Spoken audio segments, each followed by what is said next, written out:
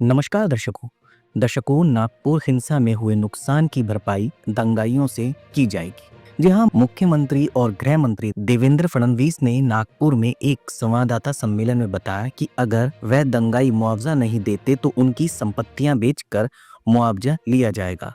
फडणवीस ने चेतावनी दी कि दंगाइयों के खिलाफ कार्रवाई करते समय कोई दया नहीं दिखाई जाएगी। उन्होंने कहा कि 1992 के बाद से नागपुर में दंगों जैसी घटना कभी नहीं हुई।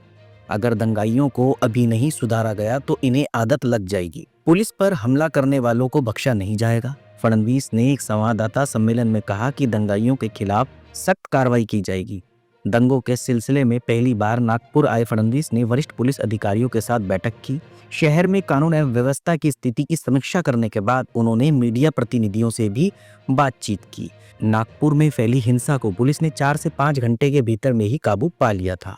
इसके लिए आंसू गैस के गोलों का इस्तेमाल किया गया। इस दौरान कई पुलिसकर्मी घायल हो गए। दंगों के सीसीटीवी फुटेज और लोगों की ओर से अपने मोबाइल फोन पर रिकॉर्ड किए गए फुटेज के आधार पर दंगाइयों की पहचान कर उनके खिलाफ कार्रवाई की गई है। अब तक 104 लोगों की पहचान हो चुकी है, जिनमें से 92 गिरफ्तार हैं। देवेंद्र फडणवीस ने आंकड़े दिए कि इनमें से 12 लोग नाबालिग हैं।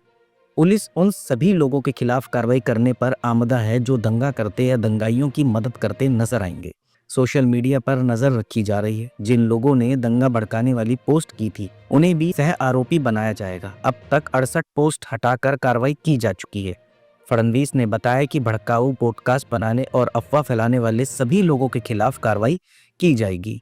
अगले 3 से 4 दिनों में मुआवजा मिलेगा। जिन लोगों को नुकसान हुआ है और जिनकी कारें नष्ट हो गई है उन्हें अगले 3 से 4 दिनों में मुआवजा मिल जाएगा।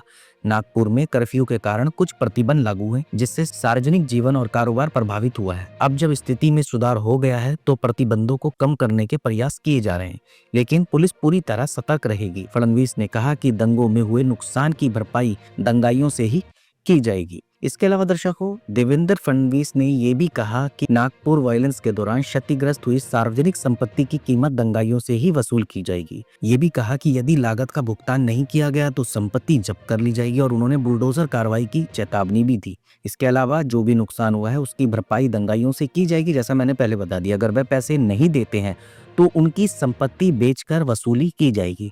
जहां भी जरूरत होगी बुलडोजर का भी इस्तेमाल किया जाएगा। 17 मार्च को मध्य नागपुर में झड़पें हुई। अफवाह फैली कि विश्व हिंदू परिषद के नेतृत्व में विरोध प्रदर्शन के दौरान पवित्र शिलालेखों वाली एक चादर जला दी गई है जो संभाजी नगर में मुगल सम्राट औरंगजेब की कब्र को हटाने की मांग कर रही थी। झड़पों में 3 पुलिस उपायुक्तों समेत कई पुलिसकर्मी घायल हो गए और कई वाहन और घर क्षतिग्रस्त हो गए। शनिवार को अस्पताल में इलाज के दौरान 40 वर्षीय एक व्यक्ति की मौत भी हो गई। वहीं मुख्यमंत्री ने यह भी कहा कि दंगों के दौरान महिला कांस्टेबलों से छेड़छाड़ की खबरें भी सच नहीं है। पीटीआई के अनुसार फडणवीस ने कहा कि महिला पुलिस कांस्टेबल पर पत्थर फेंके गए, छेड़छाड़ की खबरें सच नहीं है। उन्होंने कहा कि इस घटना को खुफिया विफलता नहीं कहा जा सकता, लेकिन खुफिया जानकारी बेहतर हो सकती है।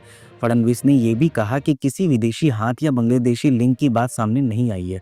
उन्होंने कहा हिंसा का कोई भी राजनीतिक पहलू नहीं है, बस पुलिस आरोपियों की धरपकड़ कर रही है और जल्दी जिनकी संपत्ति को, गाड़ी को नुकसान हुआ है उनको मुआवजा दिया जाएगा।